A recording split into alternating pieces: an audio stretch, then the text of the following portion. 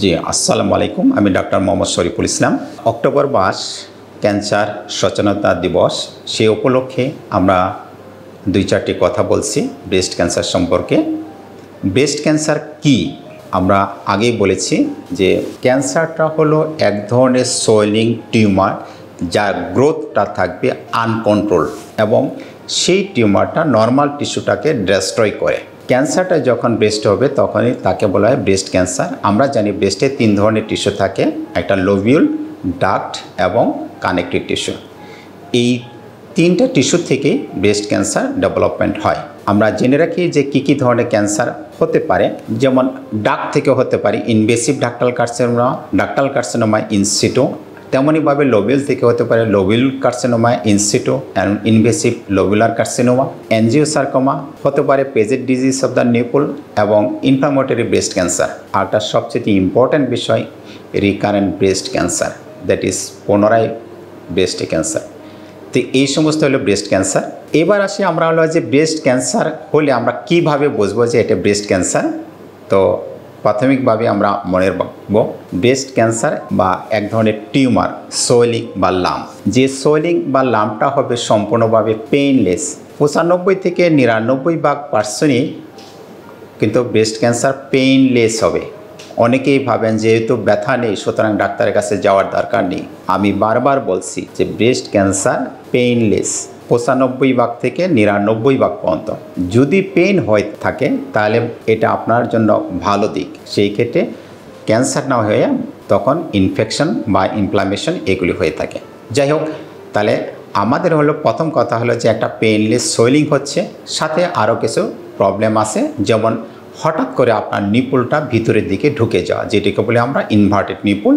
তেমনইভাবে nipple থেকে কিছু secretion আসতে পারে আদার দ্যান দ্য মিল্ক, মানে দুধ বাদে অন্য কিছু সিক্রেশন আসবে। সেই ক্ষেত্রে ব্লাড আসতে পারে, ব্লাড মিক্সড ফ্লুইড আসতে পারে, স্যারাস ফ্লুইড আসতে পারে। এরকম আপনার ব্রেস্টের আকার আকৃতির শেপটা চেঞ্জ হয়ে যাবে, স্কিন সাধারণত সোয়েলিং হয়ে যাবে, ইনফ্লামেশন হবে, রেডনেস হয়ে যেতে পারে এবং স্কিনের কালারটা হয়ে যাবে, অ্যাপিয়ারেন্সটা হয়ে যাবে অরেঞ্জ পিল অ্যাপিয়ারেন্স, অর্থাৎ কমলা লেবুর খোসার মতো এরকম। এই সমস্ত সাধারণত ব্রেস্ট ক্যান্সারের লক্ষণসমূহ। এবং একই সময়ে আপনার যদি বেশ দেরি হয়ে যায় সেই ক্ষেত্রে আপনার বগলের নিচে আপনি কিছু গোটা পাবেন, যেগুলিকে আমরা বলি লিম নোড। এই হচ্ছে ওভারঅল ব্রেস্ট ক্যান্সারের লক্ষণসমূহ। এবার আসি আমরা হলো ব্রেস্ট ক্যান্সারের চিকিৎসা। ব্রেস্ট ক্যান্সারের চিকিৎসা ডিপেন্ড করবে যে ব্রেস্ট ক্যান্সার কোন স্টেজে আপনি ডাক্তারের কাছে গেছেন। এখন স্টেজিংটা বলতে গেলে আপনাকে 4 ধরনের স্টেজিং আছে, স্টেজ 1, স্টেজ 2, 3 এবং 4।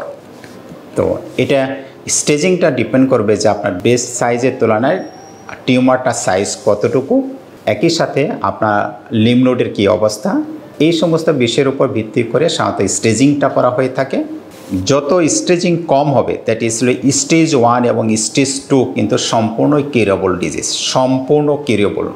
সেই জন্য আপনাদেরকে কিন্তু আর্লি ডায়াগনোসিস এবং আর্লি ট্রিটমেন্ট খুবই দরকার।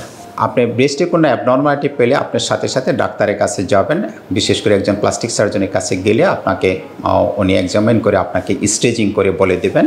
স্টেজ 1 এবং স্টেজ 2 হলো সম্পূর্ণ কিউরেবল ডিজিজ। দ্যাট ইজ হলো যে আপনি যদি টিউমারটা অপসারণ করেন, এটা হতে পারে শুধু টিউমার অপসারণ করতে পারেন, মানে পার্শিয়াল মাস্টেক্টমি করতে পারেন, কোয়াড্রেক্টমি করতে পারেন, অথবা টোটাল ব্রেস্টটাই আপনি ফেলে দিতে পারেন। It's depend on the size of the tumour এবং সাইড অফ দ্য টিউমার, অর্থাৎ ব্রেস্টের মাঝে নাকি পেরিফেরিতে, সেটার উপর ডিপেন্ড করবে। তো যাই হোক, ব্রেস্ট ক্যান্সারের 3 ধরনের চিকিৎসা আছে। একটা সার্জারি, 2 নম্বর হচ্ছে রেডিওথেরাপি, 3 নম্বর হলো কেমোথেরাপি এবং আরেকটা আছে যে হরমোনাল থেরাপি, এবং সর্বোপরি একটা কম্বিনেশন থেরাপি আছে। অর্থাৎ সব মিলিয়ে হলো 5 ধরনের ট্রিটমেন্ট আছে। তো স্টেজ 1 এবং স্টেজ 2 অপারেশন একমাত্র ভালো চিকিৎসা। সেই ক্ষেত্রে যদি আপনি সঠিকভাবে অপারেশন করতে পারেন তাহলে আপনি 100% কিউরেবল। সেই ক্ষেত্রে আপনার টিউমারটা পার্শিয়াল হোক অথবা কমপ্লিট হোক, আপনার পার্শিয়াল মাস্টেক্টমি অথবা টোটাল মাস্টেক্টমি করে আপনি প্রয়োজনে একই সময়ে আপনি সেটা কাভারেজ দিতে পারবেন বাই দ্য ফ্লাপ। অর্থাৎ ব্রেস্ট রিকনস্ট্রাকশন আপনি করতে পারবেন। এরপরে আসি স্টেজ 3 এবং স্টেজ 4। এই ক্ষেত্রে সাধারণত একটা ক্যান্সার বোর্ড নামে এক ধরনের বোর্ড আছে, সেই বোর্ডে ডিসিশন নেবে যে আগে সার্জারি না আগে রেডিওথেরাপি না কেমোথেরাপি, এটা একটা মেডিকেল বোর্ডের সিদ্ধান্ত নেবে। এই মেডিকেল বোর্ডের সাধারণত একজন প্লাস্টিক সার্জন থাকেন, একজন অঙ্কোলজিস্ট থাকেন, আর রেডিওথেরাপিস্ট থাকেন, এই হিস্টোপ্যাথোলজিস্ট থাকেন, এরকম কয়েকজন মিলে একটা বোর্ড গঠন করা হয়। তখন ডিসিশন হয় যে আগে কোনটা দেবেন, আগে সার্জারি নাকি রেডিওথেরাপি না কেমোথেরাপি।